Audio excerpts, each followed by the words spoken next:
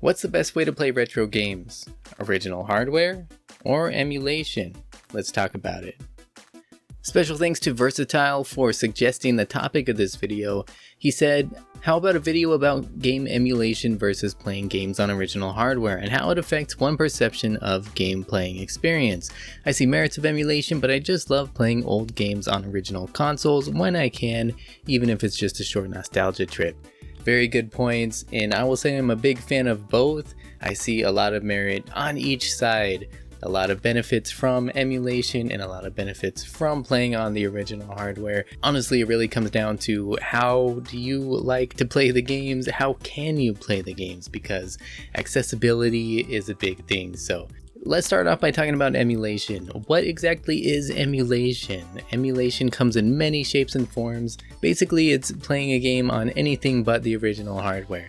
Usually we think of downloading ROMs and playing games on our computer using a program called an emulator. However, this can be done on your phone, it can be done on a Fire Stick, it can be done on a Raspberry Pi, it can be done in any number of ways. And in fact, if you're buying something like the Sega Genesis Mini, TurboGrafx Mini, NES Classic, any of those retro mini consoles that come out, even the official ones, guess what? That's emulation as well. I think the biggest and most obvious benefit to emulation is the cost. A lot of these retro games, the prices are just exploding. They're way off the charts. They're way out there. And most of us cannot afford to go back and buy some of these more rare and desirable games. I'm not going to be able to spend $100+ on a game. Emulation, on the other hand, it allows us to experience these games that otherwise we wouldn't be able to, perhaps for free or for cheap. I mean, those mini consoles are a great value. Picking up digital re-releases of classic games, you can save so much money that way. I'm not going to go too deep into the whole legality and ethics of downloading ROMs, and also I'm not going to tell you where you can do this or advise you to do anything that's illegal. But from my perspective, just briefly, I will say that to me it's a great way to discover new games, rather old games that you just didn't even know about, that you never would have seen or heard of before or gotten a chance to play. There's a ton of games that were made, decades ago and are still tons of fun to play today. They're not in production anymore. You can't buy these in a legit way. Sure, there are resellers, there are used retro game stores, and that's all great, but even so, that doesn't mean you can find all these games nowadays. Oftentimes, I find games I didn't know about through emulation, and the good ones, the ones I really enjoy and want to keep playing, if they are available for purchase at a reasonable price, at an affordable price, if they're re-released digitally, I will go ahead and buy those games just because I feel better about it. I feel like I'm not doing anything wrong, and I enjoy owning real copies of those games as well. But, for everything else, I'm not going to go there. But it's also a great way of preserving games. I think preservation of games and all types of media is important.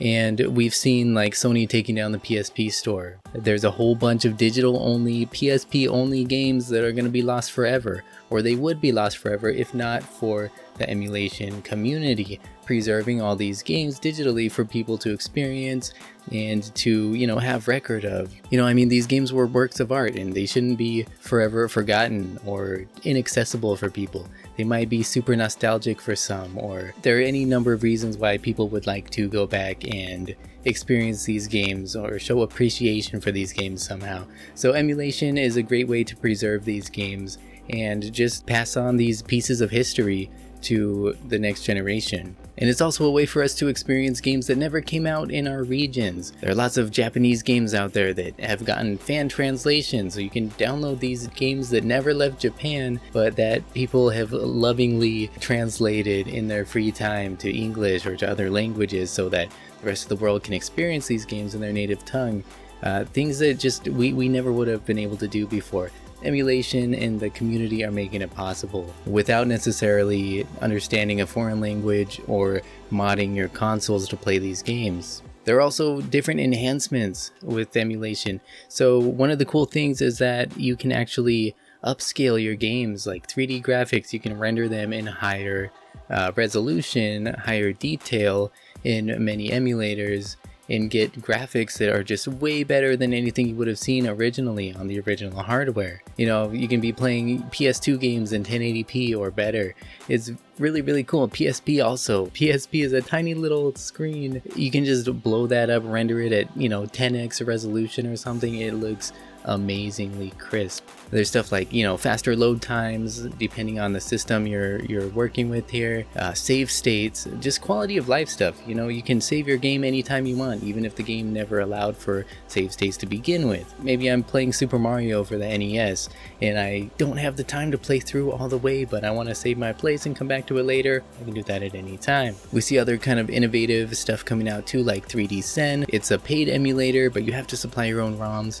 But it's an emulator that lets you play classic NES games in a sort of pseudo 3D mode. It looks very cool. There's also widescreen hacks coming out for different games that lets you, play games in a way that looks better on modern monitors and screens. All kinds of cool stuff coming out from the community. The community is really incredible. Now, of course, there are some downsides with emulation.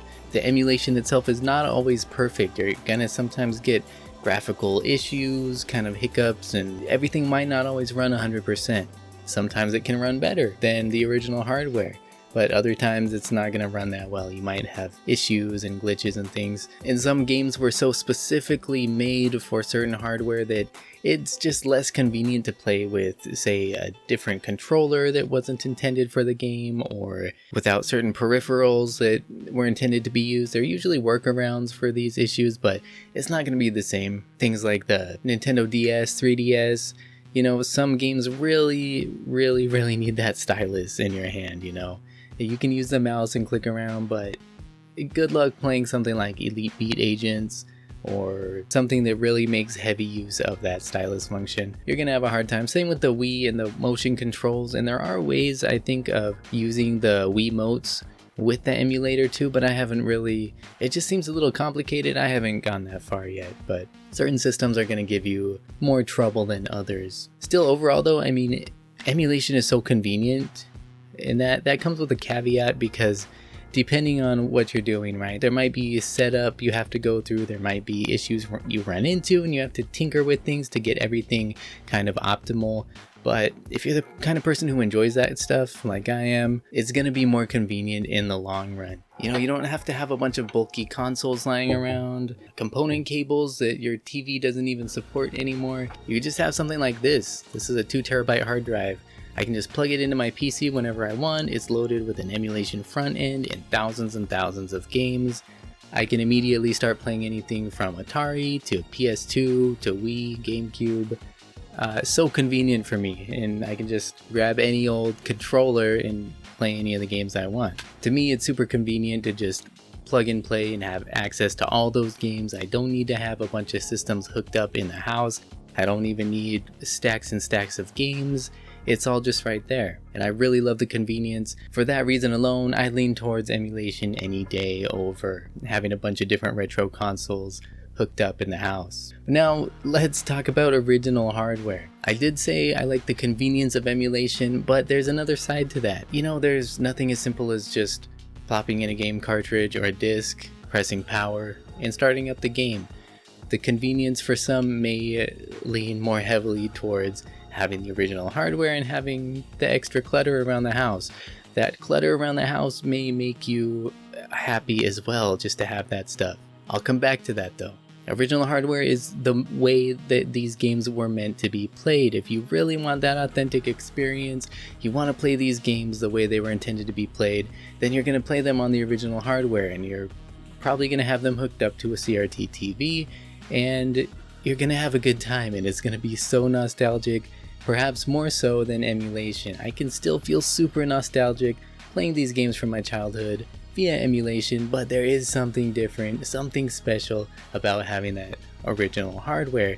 And to you, your nostalgia may be more strongly linked to that original hardware, and I don't blame you for that at all. I really dig that. There's also an aspect of collectability. Some people just really love collecting these older games and things, and I'm with you there too. For a while I went all digital with gaming, and it wasn't until I think early this year I went and picked up an Xbox 360 and a PS3 because those were systems I used to have at one point. I sold them, I got nostalgic and I missed them. And I gotta say, having some physical media on my shelf to look at, it just makes me happy. It makes me happy to look at this stuff and see this stuff. I'll take a look at a game on the shelf and just immediately remember many nights playing this game with my dad, or I remember spending many nights playing this game with my friends, and man, those were good times, and it just makes me happy and it takes me back just to see these games on the shelf. This right here is an original Xbox, but it is not any old original Xbox. It's a modded Xbox. The 2 terabyte hard drive, it includes every single Xbox game ever released, built in on the hard drive, so I don't have any need to buy any games for it. So why do I have all these, you ask? For that same reason, because it makes me happy. It makes me happy to have a collection of, things that mean something to me. That's the thing, there's something just very special about having this physical media, having the original hardware to play on. It just, as much as I really do love emulation, and as much as I geek out about it, and I love to collect different ROMs and try out different games, I will still buy whatever physical games I can, the games that I enjoy. I'll support the local game stores, I'll support, resellers as much as I can afford to. But there's definitely a lot of titles that are just out of the question. So bottom line, original hardware versus emulation, just play the games however you can, however you want to, whatever makes you happy, whatever you have the access to, the resources for, just do what makes you happy. I listed a lot more reasons to love emulation. At the same time, I feel like the reasons for the original hardware are much stronger emotionally. So is one better than the other? No, I don't think so. I think they both definitely have their benefits. In the end, it's all about just playing the games you love and having a good time. So I'm a huge fan of both. I'd love to hear your opinions on the matter, so leave a comment down below. Thanks for watching. So funny story, actually not funny story. I'm super mad at myself right now. I was cleaning up this NES for this video. This is my family's console. It's probably older than me. It was in a box in the garage, all dusty, all dirty, still kind of is. I was wiping it down, cleaning it off with some alcohol. I took off the Nintendo Entertainment System ink on the front. I had no idea that was gonna happen. I was careless, and I am so upset right now. I'm so upset right now. I did not think that could happen, or that would happen. Rubbing alcohol is like so safe for so many electronics and different types of media. I use it all the time to clean off cases and consoles and cartridges, all kinds of stuff. It just came right off. Oh man, I was so mad at myself. I'm still pretty bummed out right now. I can't believe I did that. Anyways, don't do what I did.